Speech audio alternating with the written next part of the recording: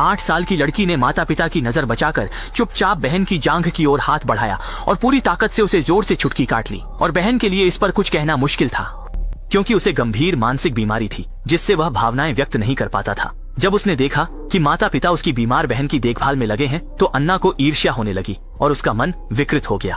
उसे लगा कि बहन ने माता पिता का प्यार छीन लिया है। इस कारण उसने मन में द्वेष पाल लिया और जमीन पर गिरे कांच के टुकड़े इकट्ठा किए और चुपके से बहन के जूते में डाल दिए ताकि माँ को पता न चले। उसने टुकड़े जूते की नोक पर बहन का पैर चुभने लगा और वह असहज हो गई। उसके पैर की एड़ी दर्द से रगड़ने लगी, लेकिन वह दर्द नहीं दिखा सका और बहन के पैर पटकने पर अन्ना को अनोखी खुशी महसूस हुई। रात को घर लौटने पर माँ को कुछ गड़बड़ महसूस हुई, पर तब तक बहन के पैर की हालत और बिगड़ चुकी थी। अन्ना को कोई पछतावा नहीं था। जब भी माता पिता बहन के पास होते उसे गुस्सा आता। वह छोटी थी, पर माता पिता का ध्यान कीड़े मकोड़े कुचल देती और कभी कभी थूक देती। उसी दिन उदास अन्ना की मुलाकात नए लड़के छोटे ब्लैक से हुई। दोनों के स्वभाव मिलते थे, इसलिए वे जल्दी अच्छे दोस्त बन गए। तभी छोटे ने कहा कि उसके पास अलौकिक शक्तियां हैं। अन्ना को विश्वास नहीं हुआ, तो छोटे ने अपनी शक्तियों का प्रदर्शन करने का सोचा। यह देखकर अन्ना को यकीन नहीं हुआ। उसे उम्मीद नहीं थी कि छोटा काला सच में अलौकिक शक्ति रखता है। इस समय छोटे काले ने कहा कि उसकी शक्ति सीमित है। इस समय छोटा केवल वस्तुओं को दूर से हिला सकता था। घर लौटने पर अन्ना ने यह बात परिवार को बताई, लेकिन माँ ने ध्यान नहीं दिया। उनकी नजरों में केवल उनकी भोली बहन थी और पिता ने भी औपचारिक प्रतिक्रिया दी। अन्ना की बातों पर विश्वास नहीं किया। इससे अन्ना गुस्से में आ गई। गुस्सा निकालने के लिए उन्होंने चुपके से बहन को पार्क ले जाकर जानबूझकर कैंडी को रेत में मिला दिया और बहन को रेत और कैंडी खाने के लिए उकसाया। जब नाराज होती तो बहन की बाहों को जोर से दबा देती, यहाँ तक कि छोटे काले को भी दबाने के लिए बुलाया। इसके बाद दोनों ने बहन को अकेले पार्क में छोड़ दिया। वह मैदान में खेलने मुड़ा और जब छोटा काला खुशी से खेल रहा था, तभी एक शरारतमोर छोटा काला पलटकर जवाब देने की हिम्मत नहीं कर सका और परेशान होकर वह अन्ना को जंगल ले गया, ये सोचकर कि वह अपनी नाराजगी एक छोटी बिल्ली पर निकालेगा। फिर उसने उस बिल्ली को एक 8 मंजिला इमारत में ले जाकर गोद में उठा लिया और अगले ही पल सौभाग्य से बिल्ली बड़ी मुसीबत से बच गई। वह जीवित रही और बीमारी के कारण लंगड़ाते हुए छिप गई। लेकिन छोटे काले ने देखा कि वह बिल्ली को छोड़ने का इरादा नहीं रखता और बिल्ली की ओर पहुंच गया।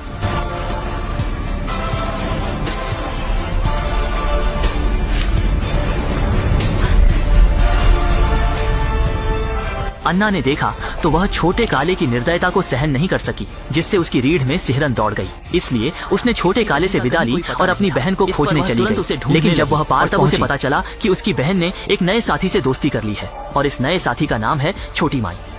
वह कहती है कि उसके पास भी अलौकिक शक्तियां हैं, जिससे वह दूर से भी लोगों के मन की आवाज सुन सकती है। यह परीक्षण सच है या झूठ? कुछ लोग तुरंत छोटे जंगल में परीक्षण के लिए पहुँच गए। छोटा काला और छोटी सुंदरता पहाड़ के नीचे गए, जबकि अन्ना और उसकी बहन चोटी पर रहीं। अन्ना ने अपनी बहन के कान में कहा, छोटा काला अन है। ये नहीं सोच सकते थे कि नीचे की छोटी सुंदरता सच में सुन सकती है, लेकिन जैसे ही उसने कहा, वह पत्थर से टकराकर दूर जा गिरी और अन्ना भी बाल बाल बची। तुम्हारे पति। छोटा काला अन्ना को सबक सिखाने की सोच रहा था, लेकिन उसकी बहन ने उसे रोक दिया। उसे महसूस हुआ कि उसकी बहन खतरे में है, इसलिए उसने उसे कसकर पकड़ लिया। हालांकि उसकी बहन उसे तंग करती थी, लेकिन वह नहीं चाहती थी कि कोई उसे परेशान करे। छोटा काला अपनी शक्ति दिखाने वाला था और लड़ाई शुरू होने वाली थी, लेकिन बहन ने कोई बचाव नहीं किया। लगता है उसके पास भी शक्ति है और दोनों के मुकाबले से बड़ा पेड़ टूट गया। ये देखकर छोटा काला चौंक गया, क्योंकि उसकी शक्ति उस पेड़ को हिला नहीं सकती थी।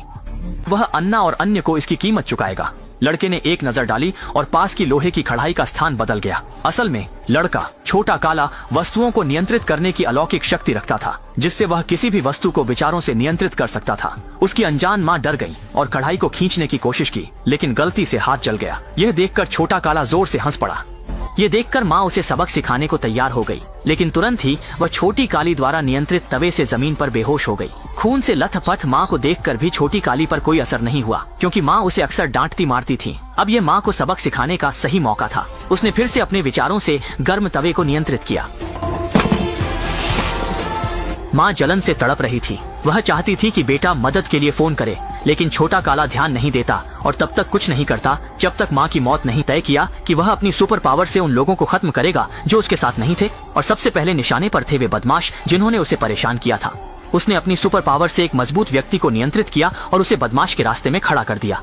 जब बदमाश पास से गुजरा तो उसने अचानक हमला कर उसे मार डाला। इसके बाद एक विचार के साथ उसने खेल के मैदान में फुटबॉल खेल रहे बदमाश की हड्डी तोड़ दी। जब वह अगला शिकार ढूंढ रहा था तो एक और सुपर पावर से गिर पड़ा। इससे पहले कि वह कुछ समझ पाता, एक अदृश्य शक्ति ने उसकी गर्दन कसकर पकड़ ली। जब वह दम घुटने वाला था तो अन्य ने उसे धक्का देकर गिरा दिया, जिससे छोटी में की जान बच गई। लेकिन इसने छोटे काले का अगला बदला लेने का लक्ष्य बना दिया। उसने अब ऐना पर ध्यान केंद्रित किया। अच्छी बात यह रही कि संकट में ऐना की बहन समय पर आ गई और यह देखकर छोटा काला डर के मारे कि वह मुकाबला नहीं कर सकता, वह फौरन घर भागा। योजना की असफलता ने उसे परेशान किया, लेकिन उसने हार नहीं मानी। क्योंकि वह फिलहाल ऐना और उसकी बहन को नहीं हरा सकता था, उसने सोचा कि पहले अपनी योजनाओं में बाधा डालने वाली छोटी मे को खत्म कर दे। महिला ने घर में डरते हुए देखा कि खिड़की के बाहर एक राक्षस गुजर गया। उसने तुरंत चाकू उठा लिया और राक्षस की खोज में लगी रही। तब तक राक्षस उसके पीछे आ चुका था। उसे नहीं पता था कि वह कोई डरावना राक्षस नहीं, बल्कि उसकी अपनी बेटी थी। भ्रमित आंखों वाली महिला सच और झूठ में फर्क नहीं कर पाई और अगले ही पल उसने अपनी बेटी पर चाकू से वार कर दिया। जब उसने होश संभाला तब तक बहुत देर हो चुकी थी। बेटी ने जीवन खो दिया था। वह किसी भ्रम में फंस गई थी। अपराधी सामने खड़ा 8 वर्षीय लड़का छोटा काला था। दूसरी ओर अन्ना ने भी छोटे काले की भयानकता को महसूस विचार के बाद उसने पहल करने का निर्णय लिया। अगले दिन उसने हिम्मत जुटाकर छोटे काले से मिलने का फैसला किया और एक खिलौना विमान खरीदा, इस उम्मीद में कि छोटा काला उसे माफ कर देगा। जब छोटे काले ने खिलौना देखा तो उसकी नजरें हट नहीं सकी और उसने अन्ना पर से शंका हटा दी। फिर दोनों पुल पर उड़ान का अभ्यास करने गए। जैसे ही छोटा काले पुल के किनारे विमान फेंकने की तैयारी कर रहा था, अन्ना ने अचानक पीछे से हमला कर दिया। लेकिन छोटे काले की किस्मत इतनी अच्छी थी कि वह घास के मैदान में गिरने के बावजूद खरोंच तक नहीं आई। डर के मारे अन्ना जंगल में छिप गई और अपने बचाव के लिए कांच का टुकड़ा उठा लिया, लेकिन अगले ही पल खुद को माया जाल में फंसा पाती है। जब उसने दोबारा देखा तो माहौल अंधेरा और डरावना हो चुका था और पास ही एक टूटी टांग वाला आदमी उसकी ओर बढ़ रहा था। अन्ना जानती थी कि यह सब छोटा काला की मृग तृष्णा है। वह सिर्फ अपने हाथ में पकड़े कांच के टुकड़े को कसकर पकड़ सकती थी और दर्द ने ही उसे होश में रखा। हालांकि वह सड़क के बीच में थी और अगले ही पल एक तेज रफ्तार कार ने उसे टक्कर मार दी। जब वह फिर से होश में आई तो वह अस्पताल में थी। अच्छा हुआ कि उसे पैर में हल्की चोट आई थी।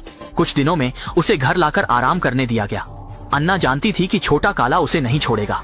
सच में खिड़की से देखा तो छोटा काला नीचे से घूर रहा था। डर के मारे उसने देखा कि रसोई में चाकू पकड़े उसकी माँ अजीब लग रही थी। यह देखकर वह तुरंत बाथरूम में छुप गई और दरवाजा बंद कर लिया। जब तक बाहर शांति नहीं हुई, अन्ना बाहर नहीं निकली। लेकिन अब घर में कोई नहीं था। अचानक उसे याद आया कि छोटा काला नीचे है। माँ और बहन की सुरक्षा को लेकर चिंतित वह घायल टांग के साथ बाहर भागी। लिफ्ट आने में देर हो रही थी, इसलिए उसने सीढ़ियों से जाने का सोचा। 20 मंजिल की सीढ़ियां चढ़ना कठिन था। हड़बड़ी में अन्ना ने प्लास्टर तोड़ दिया। इसी समय अन्ना की अलौकिक शक्ति जागृत हो गई। नीचे बहन और छोटा काला के बीच लड़ाई शुरू हो गई थी। छोटा काला पूरी तरह राक्षस द्वारा निगल लिया गया था। उसकी शक्ति कई गुना बढ़ चुकी थी। बहन भी उसका सामना नहीं कर पा रही थी। सौभाग्य से सही समय पर